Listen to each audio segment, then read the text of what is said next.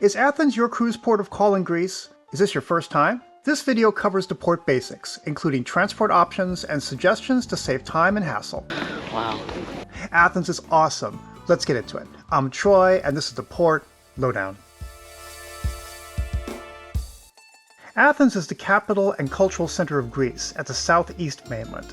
It's a huge city of close to 4 million people. The importance of the city needs no introduction. The Acropolis and the other ancient sites, museums, Syntagma Square, and surrounding shopping and food provide many days of activities. But on your port of call, you have half a day, so time management is pretty essential, especially when you consider the port is not at the foot of the city, but in the next town over, Piraeus, a roughly 30-minute drive and 13 kilometers from central Athens. Piraeus has long been the ancient port that serves Athens, and it's a huge area that also serves heavy inter-island ferry traffic and cargo. The cruise ship docks are congregated south, with 3 terminals, A, C, and B. Terminal A is the closest to Piraeus city's main drag, with stores, ATMs, car rental, pharmacies, and restaurants, although these mostly serve the many ferry passengers across the street. Terminal C is about another 15-minute walk west in a more residential area.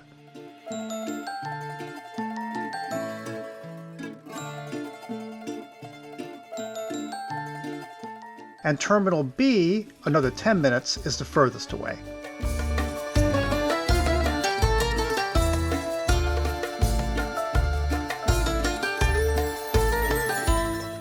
I walk between all these terminals, and I can report it's not the most pleasant walk, especially in the heat. No shade. Absolutely, well, okay, there's shade over there, but virtually no shade between these terminals. It's flat, but in the sun, it ain't fun, I will tell you right now. At least they have these nice shaded break areas. No real stop, just a way to take a break from the sun.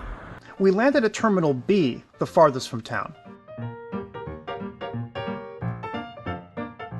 You face a huge lot on exit and walk across to the large terminal building.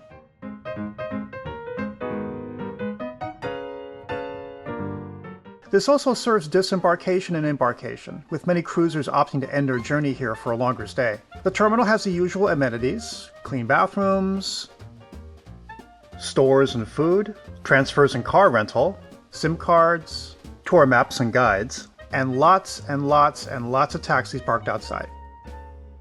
You can call a taxi here via the Uber app. UberX with non-professional drivers have been suspended in Greece.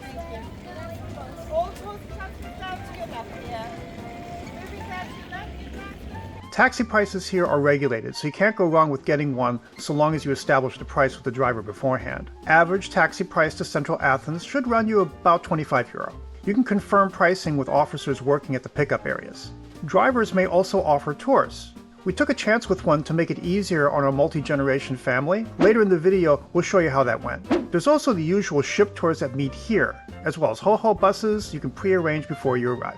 But our best advice is, if you know exactly where you're going when you get off the ship, pre-arrange a taxi before you arrive. Now, we have a few other options beyond taxis. You could walk to the nearest subway station, Demotico Theatro, and take this purple line to Syntagma Square, for example. From Terminal B, it's too long a walk to be practical, at least 30 to 40 minutes. The distance from the port makes this prohibitive with limited time. The only real advantage is sidestepping traffic. Then there's public buses. There are several local routes to choose, but the no-brainer convenient option geared just for you is the X80 bus, which meets outside Terminal B and Terminal A.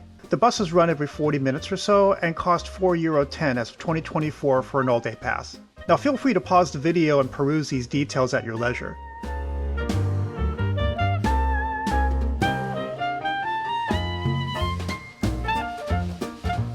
The buses themselves have ample room for luggage and are air-conditioned and comfortable. Expect a roughly 35 to 45-minute ride to the Acropolis stop, traffic permitting. And there are other public bus routes outside the port area which use the same transit passes. You can catch these to transfer to metro stations. But the point is, Piraeus serves a lot of tourist traffic, so options abound. What matters for the day trip cruiser is what's most time efficient.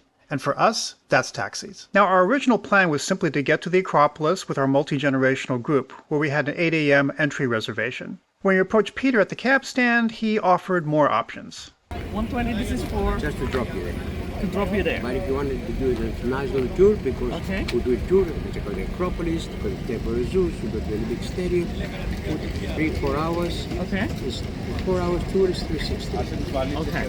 360 divided by our group of 5 was 72 euros per person. Still a good value compared to a ship tour, but a bit more expensive than a ho-ho bus. But the door-to-door convenience factor, plus personalized service, made the extra cost worth it, especially with limited mobility family members. And we lucked out with Peter, who went out of his way to make the trip enjoyable, convenient, and enlightening. But people 100 years ago, they're lazy to go to the mountain to pick up the marble, and so they take the columns, they cut it, and they build houses and churches. Oh my. Oh yes, people lazy. We have a lot of marble in Greece, all different color. The most popular is white.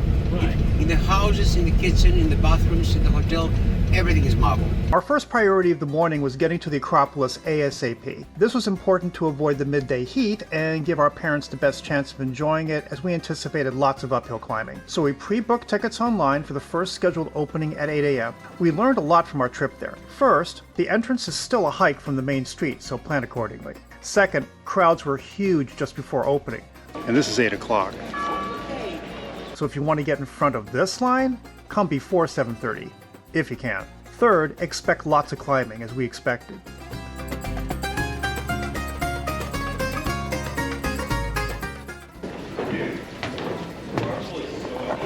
I hope I made the point that there's a lot of climbing here.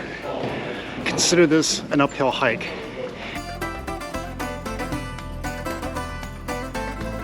Granted, the infrastructure here is great, with elevated sidewalks and benches all along the walking route. Fourth, getting here early is actually essential, since the heat can well make this trip very uncomfortable, as there's virtually no shade. Imagine when the sun starts breaking through. Midday and it's hot, I don't want to think about it. And finally, if you've never been to the Acropolis before, don't skip it. This is the #1 site in Greece for a reason. It's historically very important, beautiful, and the views of the city are epic.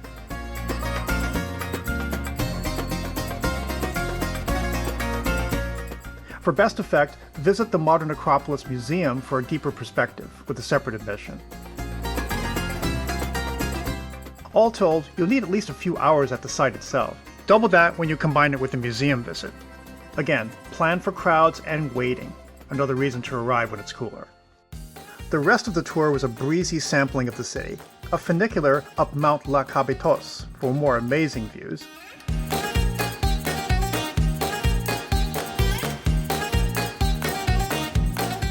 changing of the guard near the Prime Minister's office,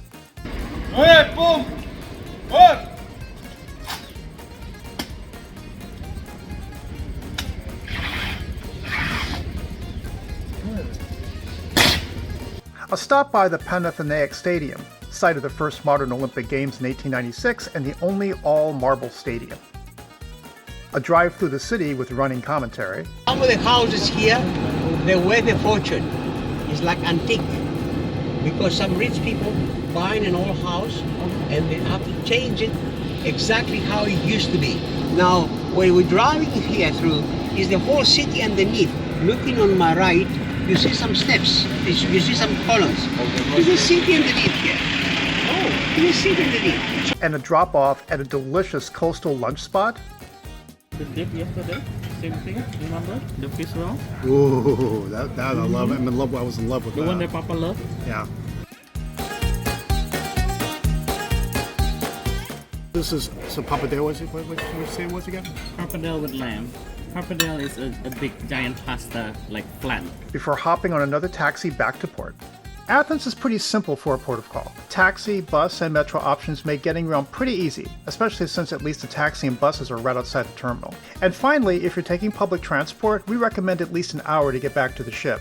Maybe even longer if there's heavy traffic. Not all Greek ports function like this though. Getting around Mykonos, for example, was very different. Check out that video here. And as always, leave a comment with any insights or questions. We'd love to hear from you.